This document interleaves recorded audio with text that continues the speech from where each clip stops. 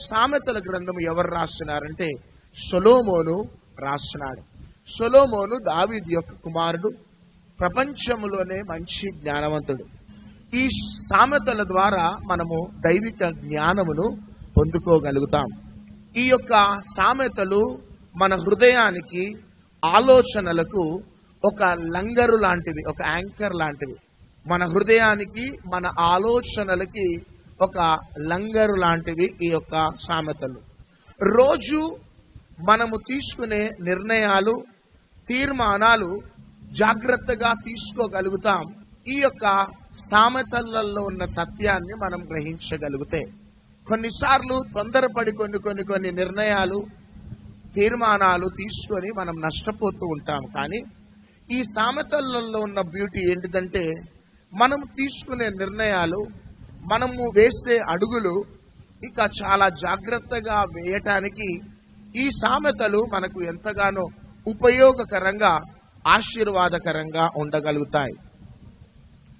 రోజు రకరకాలుగా లోకము మారిపోయినా, లోకములో ఉన్న మనుషులు వారి యొక్క మనస్తత్వాలు మారిపోతున్నా, లోకంలో ఉన్న మనుషుల యొక్క లైఫ్ స్టైల్ మారిపోతున్నా, మనము కానీ ఈ సామెతల మీద మన మనస్సులను మనం కేంద్రీకరించినట్లయితే లోకము, మనుషుల యొక్క స్వభావాలు, మనస్తత్వాలు మారినా కానీ మనము బలముగా ఉండగలుగుతాం.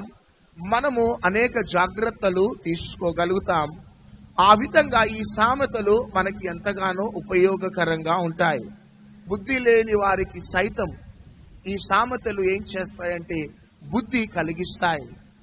మనుషులమైన మనము బలహీనులము కాబట్టి కొన్నిసార్లు మనము పొరపాట్లు జరుగుతూ ఉంటాయి, తప్పిదాలు జరుగుతూ ఉంటాయి.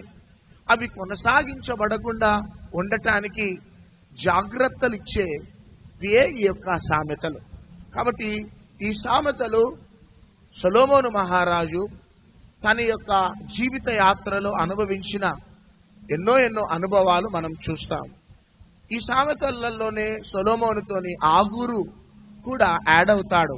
ఆయన 30-31 అధ్యాయాలలో ఆగూరు కనబడతాడు. తన యొక్క జీవితంలో అనుభవించిన అనుభవాలు కూడా ఆగూరు కూడా రాస్తున్నాడు. కాబట్టి